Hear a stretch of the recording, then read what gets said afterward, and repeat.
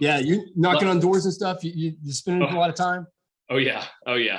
I'd say it's become a full-time job, but it's fun. To be honest with you, I enjoy it more than I expected I might when we started this whole process. But I mean, we got going, way back when, and we had a primary on our side, so we sort of had to. It's actually good in retrospect because we had to kick it into high gear right away. So March and April were gorgeous for door knocking. May was fine. And then ever since then, it's just sort of been a steady drop. But I tell you what, I don't know if, this weather we got today, at least where I am, is going to stick around. But, we may be starting to show the first signs of a turn here. So. Yeah, I think so. It's supposed to be nicest weekend. They're saying it's the nicest Labor Day weekend in like 50 years or something. Is that right? Yeah. It's just beautiful. Great. So, hey, early voting. Tell me about early voting.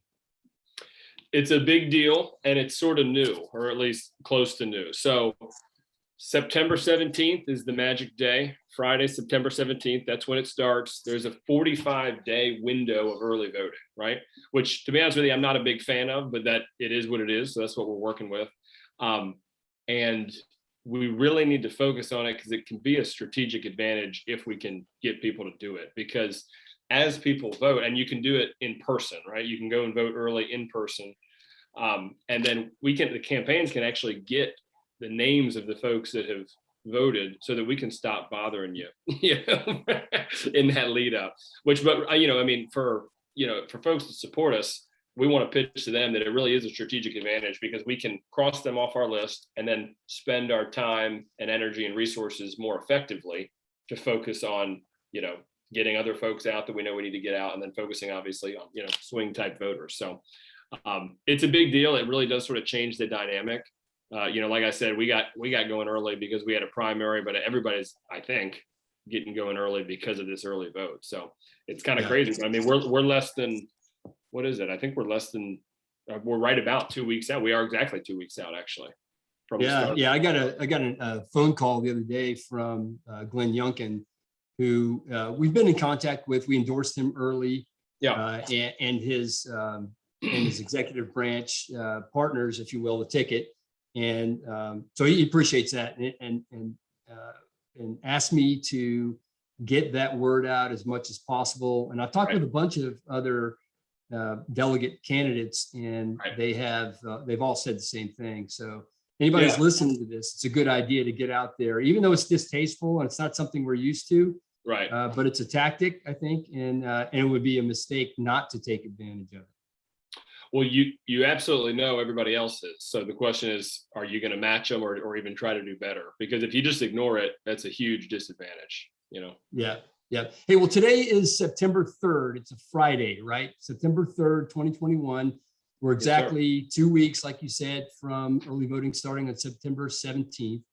My name is Matt Daniel. I'm the Spirit of VMI Political Action Committee chairman, and today we're talking with Mark Earley from Virginia's 68th House of Delegates district. And I really appreciate you taking the time to talk with us today.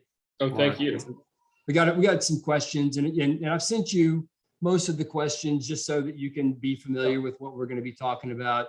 The way we do these things is, we don't play, stump the candidate or stump the chump, depending on your point of view and stuff.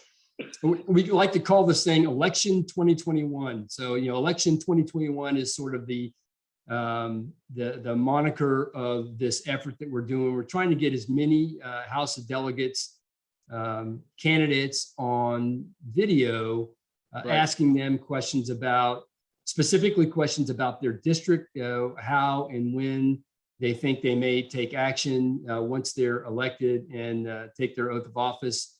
And then also, in issues that your district cares about, your jurisdiction cares about, but also issues about VMI. And so because we're the Spirit of VMI, we're trying to provide a product for VMI alumni to make decisions on who to support and who to vote for. So sort of what we would call a battle management aid for our alumni, a decision aid for our alumni as well. Right. And also it's something I think that maybe you guys can use cut up like you'd like to and use in your campaign if you'd like to. So the spirit of VMI, who are we? We're a political action committee, a Virginia 527 political action committee. So, formally formed and separate entity from VMI. So we don't represent VMI specifically. We're just sort of standing watch over VMI to ensure that legislators and legislation is not introduced to harm VMI specifically. So we've talked with Glenn Davis from the 84th, with Mary Margaret Castleberg from the 73rd, Tim Anderson, he's a neighbor. Yeah, that's right. Yeah. Gina Ciarcia from the 2nd, Mike Cherry from the 66th, which is a critical seat, I believe, down there, as all of them are. But that's Kurt Cox's old seat. So I know that's something that the party wants to protect. And specifically, as far as VMI supporters go, we want to protect that as well. So we've endorsed him. We've got Chris Hughes on the docket, Jason Ballard from the 12th down in Blacksburg area, Tara Durant, JD Maddox, and more, Ronnie Campbell from the 24th, and more that we hopefully will get before early voting starts. So absolutely. So this is good stuff. So getting directly to your district, the 68th. Can you describe what that is? Yeah, absolutely. So the 68th is about half North Chesterfield County, and then it's about 40-ish% in the western part of Richmond City, and then a couple Henrico precincts. So it's sort of a quintessential suburban district, right? There's no rural to it. It's a lot of suburbs. I live in Bon Air, which is sort of the eastern part of North Chesterfield. Spent a lot of years living in Richmond City as well in the museum district. So sort of, for folks familiar with the geography, sort of the far east is the museum district and just a couple fan blocks. And then the far western edge actually touches the Powhatan County line, doesn't go into Powhatan, but so sort of northwest Chesterfield, and then a little bit of Henrico right north and west of the University of Richmond. Do you find that your district is split along party lines? Is it? I mean, it's a close district, right? I mean, as far as it's a close district. It's one of these that it's a, I think you would definitely classify it as a swing district. It was a Republican-held district for about a dozen years. A fellow named Manolo Lupasi held the seat, and then it flipped in 2017, not by much, just by a hair. So I do think it's split, but I also think it's an interesting district. It's split, but it's not. I wouldn't describe it as sort of as partisan as you might think. I think there's sort of actually particularly independent streak in this district. Is a lot of smart folks, a lot of sort of independent thinking people that I think vote a lot more based on the candidate and issues of the day than they do party. So in one sense, yes, it's a swingy seat, but it's sort of an independent. They got an independent streak, so it's an interesting place. Do you think it's a district that common ground can be found between the left side and the right side? Absolutely. I think in a lot of ways, it's kind of a center sort of district. It's a common sense center sort of district. Yeah, I mean, you see in the nation, the country is split. I mean, I would go so far as say it's dangerously split. Yeah, I think you're right. Between left and right. And I don't know if there's a specific thing that you can talk about that you think you might be able to do to help bring both sides together, not only in the state, but also, where you have the most impact. Yeah. Well, when we go around talking to folks, I tell people, and I mean this honestly, I think this year is, I know every year is unique in some ways, but I think this year is particularly unique in that I don't feel like it's really left versus right, Republican versus Democrat this year. I think there's a lot of things going on that I think, common sense wisdom, common sense values, common sense ideas is what we need to focus on. I mean, there's a lot of things that right now, the issues, not only in this district, but in Virginia, that a lot of people can agree on, right? I think, everybody should be able to agree that freedom and opportunity are the birthright of every Virginian, right? That schools should be open, standards should be high, curriculum shouldn't be politicized. These are things that, the vast, vast majority of people agree on, right? They agree that streets should be safe, that our businesses should thrive. And I do think we've sort of seen a hit on a lot of these things in the last couple of years. And I think a lot of people recognize it and don't like it. So I do think there's a lot to unify around that's not necessarily sort of traditional right, left, Republican, Democrat, especially in this district. So a lot of those things seem to be resonating. And I do think there's a lot of common ground to be had there. Yeah, we'll talk about some of those things here in a little bit, but I do think that there's a lot of common sense that comes into this. The world is turned upside down. It's crazy right now. And just bringing sanity back to the ballot box, I think, and then that would distribute, among citizens. And I think a lot of people feel it. They feel what you mean. I mean, they have a sense that something's not quite right and that something's off. So I hear that a lot at doors. Right. So Virginia's right to work law was challenged in 2020 by a couple of bills through Delegate Lee Carter and Senator Dick Saslaw. Do you support the current status of the Virginia's right to work laws? And can you tell me a little more about that? Yeah, I do support right to work in Virginia. I think it's critical. It's not just about making Virginia friendly for business, which also means friendly for workers. But it is about that. And I think, and I got to tell you, I'm not a doomsdayer, but I do think if this current General Assembly is sort of affirmed in what they've done the last couple of years, I don't think they're going to hold back. And I think we're going to lose right to work. And I think that would really hurt our economy across the board, and our competitiveness would drop like a rock overnight. So I think it's critical that we protect that. I think they tried to sort of skirt around the issue last time, knowing they probably didn't quite have the votes for it. But I do think if they get affirmed after the last couple of years, they're going to go for it. And, go ahead. I was going to ask you, what specifically do you think about the challenge of right to work is going to hurt so bad? I mean, if you look at sort of our competitiveness compared to surrounding states, I think we're going to drop almost immediately if we lose that status, because folks are going to know. I mean, it's good for business, and it's also, I just think most folks agree you shouldn't be sort of forced to join something that you don't want to join. And I got no problem, generally speaking, with unions. I think they certainly have a place in our society, and it makes sense on a voluntary basis. But I think sort of that forced aspect is a real problem, not only just for business, but just sort of for the individual person. And I think Virginia, in some ways, we've always been a good state for business. We've been a good state for job growth. But if you look, it's sort of ironic because we have sort of these clashing rankings right now, right? Where I know we got named the best state for business, but I think that a lot of people are sort of questioning that when other things are coming out and saying we're very near the bottom in terms of the best place to start a new business. We're lagging way behind in job recovery, recovering jobs lost from the pandemic in the last year. So there's sort of some mixed info out there. And I do think there's a lot of work that needs to be done and a lot of preserving that needs to be done if we're going to keep our status and really grow our status as a strong state for business. I mean, I've talked to business people who said, hey, listen, I started a business here in the last few years. If I could do it over again, I wouldn't do it here. And that's sad to me.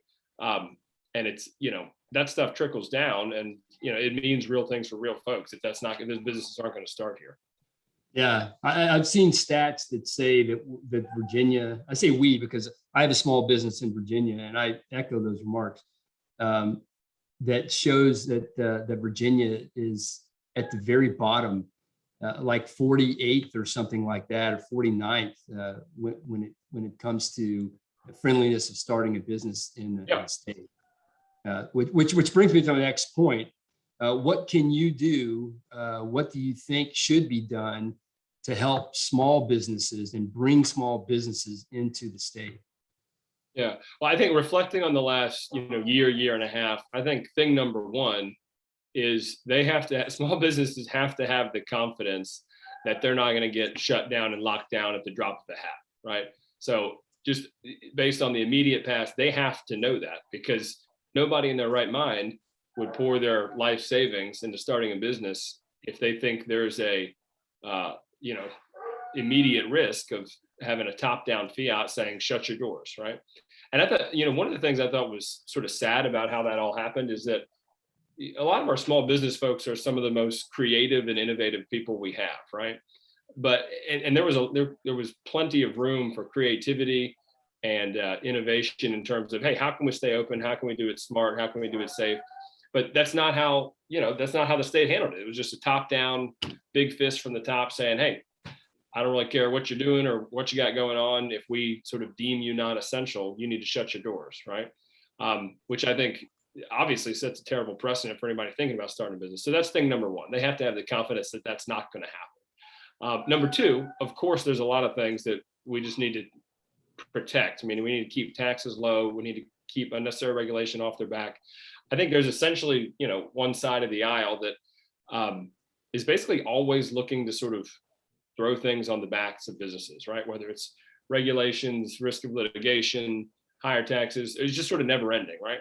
And I understand, look, as those things come down the pike for the legislature, I understand how somebody could look at one individual thing and say, yeah, maybe that makes sense. But the problem is when they just keep piling up and piling up and piling up, eventually you're just sort of breaking these folks' back, So we need to be ever mindful of that. We need to make life and processes as easy, as smooth as we can, because, and it's not just about them, it's that it helps everybody, right?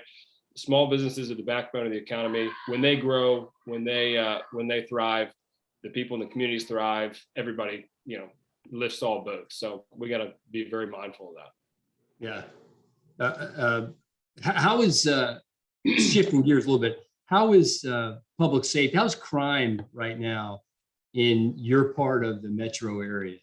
Is crime on the rise? Is it static? I mean, all over Virginia, there's a spike, right? So we have some serious issues to deal with there. Because I mean, it was, I think it was July 4th weekend. I think it was July 4th. There were like 10 or so people in and around the Richmond metro area shot and killed, right? In like one weekend. I mean, it's tragic. I mean, my work, I'm an attorney, right? And a lot of what I do is criminal defense. So I'm sort of in that world a lot, right? I spend a lot of time in court. Frankly, I'm sort of in and out of jail a lot, meeting with folks. So I sort of have a foot in that world, and I understand what are sort of the triggers that makes things work or don't work. Over the last, let's say 2 years, right? There's been a lot of, obviously, a lot of talk and a lot of conversation about sort of police community interactions, right? And some of these cases have sort of captured the nation's attention. And I'll say right off the bat, in some cases, I think rightfully so, right? There's been some necessary conversations triggered by some particular events. But the problem that's also happened is there's been a cultural shift and sort of a rhetorical move made where any sort of bad act that you see out there, right? Any bad apple is sort of imputed to the whole of law enforcement, right? And when that happens, well, number one, not only is it not true, but when that happens, very concrete effects follow, right? Morale is decimated in a lot of departments. That leads to a mass exodus of officers, right? In Richmond, we have a particularly bad problem in Richmond City we're way short on officers, right? And then when those two things happen, you get these crime spikes, right? These don't come out of nowhere, right? And then the thing that's, particularly sad about it or particularly troublesome is that the folks that really bear the brunt of that are a lot of times folks in already sort of struggling communities that are trying to make it. They're the ones that really bear the brunt of that, right? So it's really sort of a vicious cycle as this goes on and on. So that doesn't mean, I don't know anybody who doesn't want transparency and accountability in law enforcement, right? I do. I think everybody does. I've never met somebody of goodwill who doesn't want that, right? But we can't sort of take that and then exaggerate it into a problem that doesn't exist and then create all these new problems for ourselves. So we got to get a handle on this, right? And it's not an easy problem to solve. Something that the Republicans in the legislature have been trying to push for a while is called Project Ceasefire. And it's basically a very, essentially a program that's worked very well in other places like Boston and other cities, where essentially you go in, where a lot of the crime is, who a lot of the bad actors are. You basically confront these people and say, and I'm sort of dumbing it down here, but you basically confront them and say, hey, listen, if you want a way out of this lifestyle, let us help you get a way out of it, right? Whether it's education, whether it's programs, whether it's yada, yada, yada. For those that want to play ball, it's great and they get great outcomes. For those that don't, you police the area significantly, and then get them off the streets when they deserve to be taken off the street. So the point is, I don't think we're implementing the smartest strategies that we have. Those kind of ideas have been killed by the other side for a long time, but it's a big problem. Nobody wants rising crime, especially not in these struggling communities. So we got a lot of work to do there. Who is it that's promoting Project Ceasefire? The minority leader Gilbert and a bunch of other Republicans have been pushing those sort of ideas. Yeah. Okay. And the Democrats have killed it on several occasions, I think. So where would your opponent, what's her name, Dawn Adams, is that right? Dawn Adams, yeah. Where would she stand on that as an alternative to defunding police, or where would she stand on defunding police? Well, to be honest, I think you got to ask her specifically on that. I mean, I think she stood pretty firmly with her party on pretty much all these things. So and correct me if I'm wrong, somebody else feel free to correct me if I'm wrong, but I believe when they had this most recent session, Project Ceasefire was one of the things that they tried to add to the budget, and the Democrats killed it. So, and I'm again, I don't want to speak out of turn, but I'm pretty sure she was a vote to kill that on that front.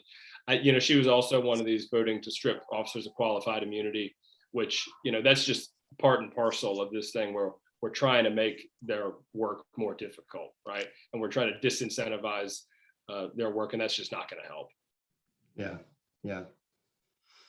Well, thanks for that. I mean, it's a huge problem across the state and across the nation, and it's so I'm happy to know that there's that the party is standing up against it. I'd be surprised if they weren't, but yeah, if there's someone standing up for that. Yeah, and there are real solutions, right? We just got to have the guts to embrace them. And it's I mean, just for me specifically, it's not just a tough on crime approach, right? I worked when Governor McDonnell was governor. I worked in his administration on prisoner reentry issues, right? He established a prisoner reentry and prisoner and juvenile reentry council, right? And so I come at this from both sides, right? I think we have to get crime under control, which means you got to be tough and you got to be smart, right? And then on the back end, I also don't want this to be sort of an endless black hole for people, right? I think we got to provide a road to redemption, and it's not just sort of it's two reasons. Number one, I think morally, you got to give people a second shot, especially for nonviolent offenders, and then also for the taxpayers, we don't want to pay for incarceration into perpetuity. Right. So I sort of, being a criminal defense attorney and sort of seeing a lot of this, it's a complicated issue, but there really are solutions. It's not hopeless. We just we got to get our hands dirty and tackle them. Yeah, it's ironic. You're coming at it from a criminal defense attorney, which is a whole different point of view. And if you stand right, so your stance would be one that most people may think you take the opposite point of view of this, but my brother's a capital defense attorney in Roanoke. In Roanoke, yeah. Yeah. Okay. Yeah. Yeah. You guys may know each other. So I mean, that's not part of the interview, I guess. But but we can talk about that later. Education is another big one. From all the national news that's coming from a state issue has become a national issue. Out in Loudoun County, and I imagine that is showing up to some degree in the schools in the Richmond metro area. Whether that's the Chesterfld County school district, or which school district do you sort of represent in your district? So the 68th encompasses three jurisdictions: Chesterfld County, Richmond City, and Henrico County, right? Okay, so all three of those then, okay. All three of them would be touched, right? I actually live in Chesterfld. But yeah, all three would be touched by that. So, I think it's not too dissimilar from when we were talking about jobs in the economy. I think number one is schools got to be open, right? And we had a real struggle with that. Obviously, everybody did. But I think a lot of folks were discouraged and disheartened with how, especially in Richmond City, how difficult it was to finally get schools back open, right? Because there were a lot, while we were sort of struggling forever to do that, there was a lot of private schools, homeschool co-ops, all these places that figured out ways to make it work, right? And I'm not saying it's easy, right? I understand we were in a very particular and difficult time, but a lot of people were innovative and figured out how to make it work, right? And for a lot of folks, and frankly, I'd say most of the people in my district, they're folks who have options, right? They can figure it out. If their school shut down, they're going to be able to figure out some sort of alternative path or make, virtual schooling work. But for a lot of the kids it didn't work for, this past year was particularly catastrophic for them, right? For folks who didn't have the option to up and go to a private school, whose, whatever family situation didn't really allow for effective homeschooling, they really were stuck with no good option. And, we saw that when the SOL scores just came out, it was either last week or week before. I mean, they dropped like a rock. Right? And I think we've only begun to see sort of the devastation from the shutdowns last year, right? And I think they were not necessary, and to the extent they were necessary, they were much prolonged and much more draconian than they should have been. So yeah, schools, we got to get schools open, and we got to keep schools open, right? That's number one. Do you see that? So I'm sorry, that was number one. You're on a roll here. You got a number two? I was just going to say, apart from keeping her open, there seems to be sort of this move to lower standards and sort of lower the ceiling on everything, right? I'm going to be honest, I don't really know where that comes from. It strikes me as odd, but I'll tell you this: the folks that are pushing that are not doing a service to anyone, right? Because nobody benefits from the ceiling being lowered, right? The ceiling should be the sky, and kids should be encouraged and help to do the absolute best they can, right? And any effort to sort of make everybody equal or flatten everybody is ridiculous, and you're actually going to hurt a lot of people at the bottom the worst when you try to do that. So it's a totally misguided mentality, right? So in terms of standards, they should be high. People do, it's a human nature thing. You actually do better when you're held to high standards. So we should do that, right? And that's probably a VMI thing we'll get to later, but VMI is sort of, proof of that. People do better when they're held to high standards. And then, there is this issue of sort of politics and a bunch of things sort of infiltrating curriculum and everything else. I think this is a common sense sort of issue. I don't think any parent, wants that sort of stuff dictating their kids' curriculum in public school. For a lot of these issues that are sensitive topics, parents can handle them. And there should be no insinuation at all that I or anybody else don't want good, bad, and ugly of American history and any kind of history taught, right? Everybody wants that, right? But these sort of particularly political, frameworks of thinking that are sort of being, smuggled in, I would say, sometimes more obviously than others, I think are a big distraction, and we need to sort of ensure against those things. Yeah, good. Thanks for that. I know that the education is, it's on everybody's. I mean, if you can't fix that, Mary Margaret Castleberg and I had a discussion about this, and she articulated it very close to what you did with the falling standards and infiltration of politics in the classroom. Absolutely divisive and just hurts productivity. And it's at the core of everything else. It's the molecular level of where we're going to go as society. Yeah. So the introduction of racial biases and more is very harmful. So let's get real quickly to some VMI stuff.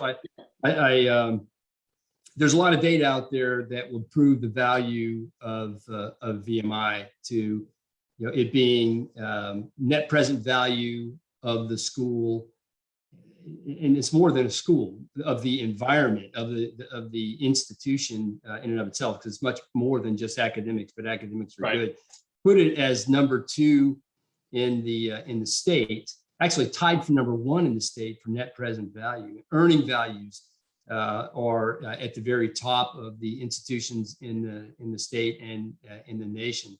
Right. Graduation levels and recruitment of underrepresented populations are on the increase every year.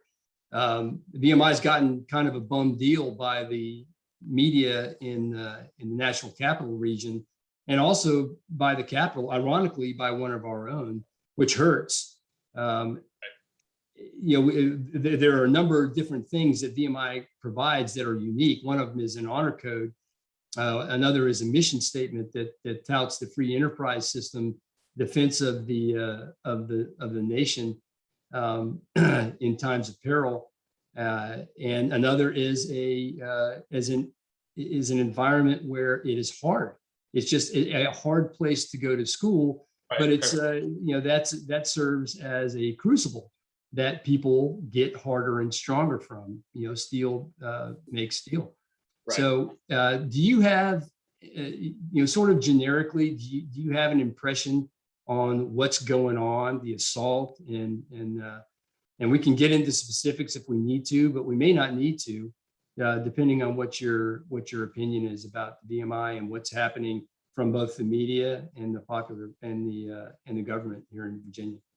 Yeah, I mean, I think it's patently obvious that VMI is just an absolute treasure for Virginia, right? It's got a rich history, and it's a treasure of Virginia. And it's special because it's unique, right? It's not like other places, right? Which you understand why that sort of makes it, a target for folks that don't like it. But, and I understand, I think they did get I think they were sort of unfairly attacked on a lot of things. That doesn't mean nothing bad ever happened or nothing bad ever happens. But I mean, every place has, room for improvement. But this was I think a pretty obvious political hit, right, on VMI, what's going on over the last little while. There's plenty of data to prove that out. And there's, but that's not going to be I mean, as well as I do, that's not going to be the headline that they put out. Any sort of one single incident is going to get publicized, and trumpeted. But VMI does a lot for Virginia and does a lot for the folks that go there, and it should certainly be trumpeted. Yeah, I think so too. And when it comes to supporting VMI from a political point of view, what we would ask are the people that are in the legislature would support when there comes time for appropriations, in considering the value that VMI has brought to the state, the pride and proud traditions and performance. I mean, the performance of alumni that graduate every year and what they do in service and what they do for the economy and just for population in general. Yeah.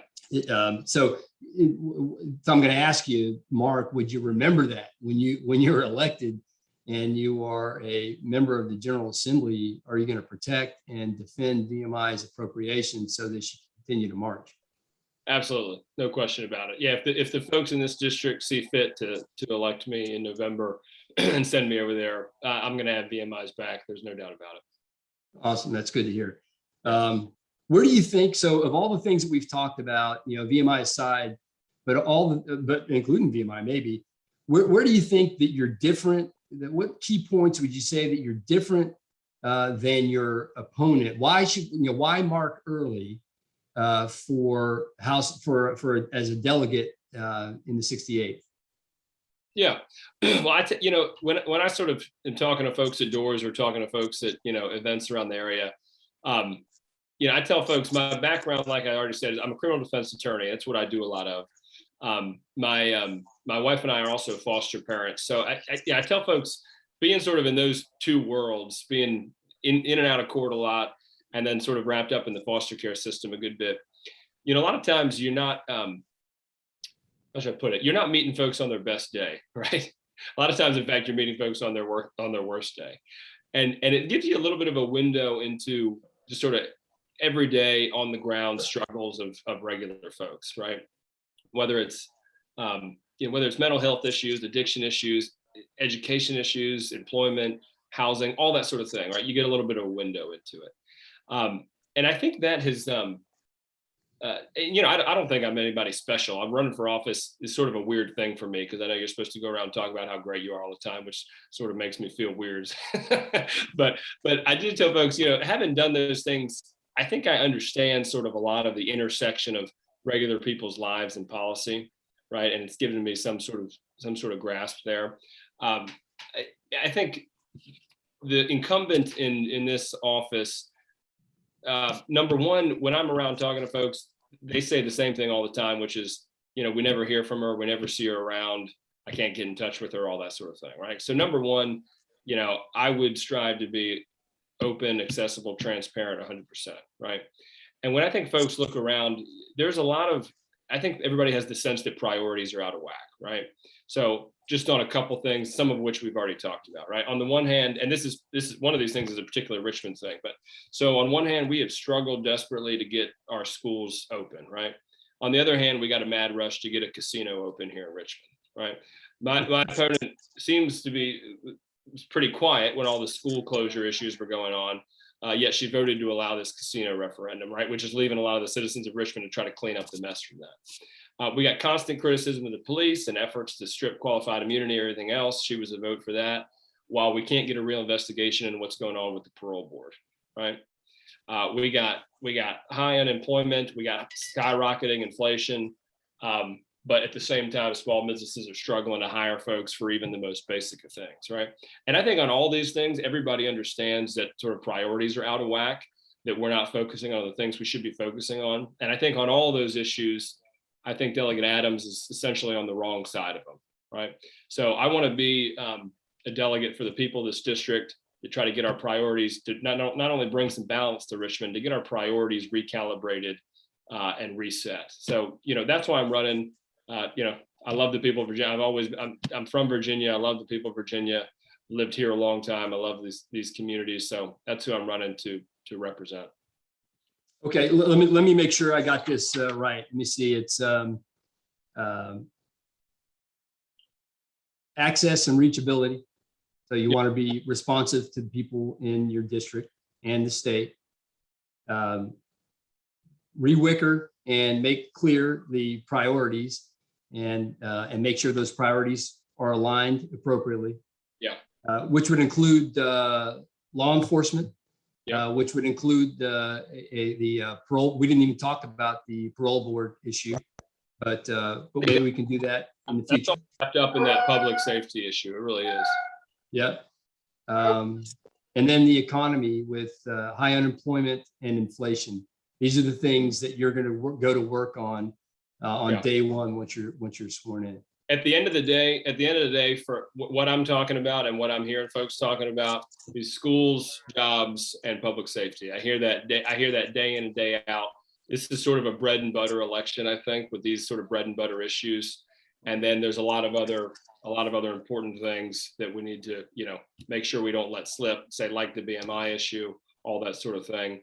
Also, being a foster parent, I think our foster care system, and this is sort of like I said, I'm running on a lot of bread and butter stuff, but the foster care system is something that I think is good in Virginia, could always use improvement. I think sort of having an inside eye there, I can help be a leader on as well.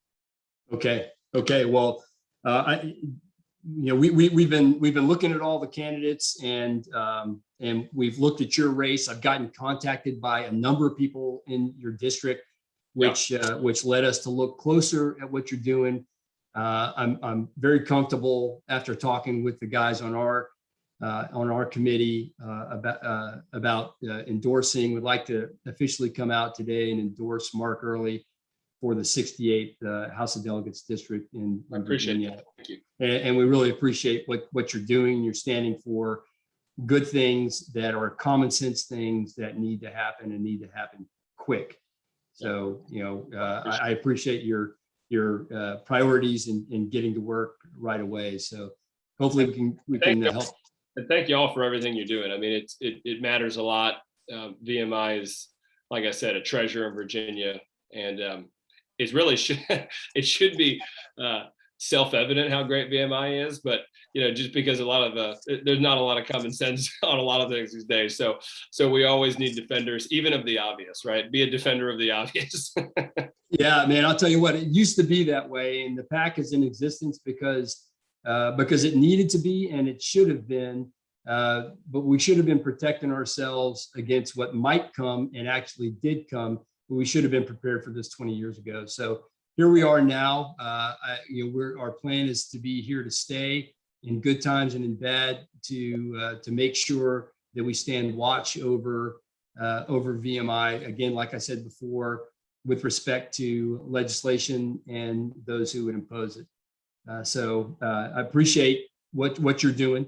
And so I'm going to ask you to say, our little catchphrase is VMI is good, because so many people apparently would say that, just the opposite, which is almost ridiculous. I've gotten heat for it being such a basic and simple phrase, but if I can get you to say VMI is good, some people say thank God for VMI, but VMI is good is good enough for me. Yeah, I've heard a lot of iterations. I've heard VMI is good, VMI is great, VMI is a treasure. I think it's all true. So, let me say it loud and clear, VMI is good. Okay, I appreciate that. So vote early. Anybody who's watching this, vote early, and also vote early. Vote Mark early. It's a little cheesy, but I think it would be malpractice to not use it. So on our big 4x8 signs, we have vote early for early, September 17th through November 2nd. So you hate to use the obvious, but like I said, if it's there, it's there, right? Sweet. Coming from a guy who says VMI is good instead of VMI is great or stuff, vote early for early is, I think, a great phrase. So thank you very much for your time today. I appreciate it. We'll get this thing crunched and out to you very soon. Hey, thanks a lot. I appreciate it.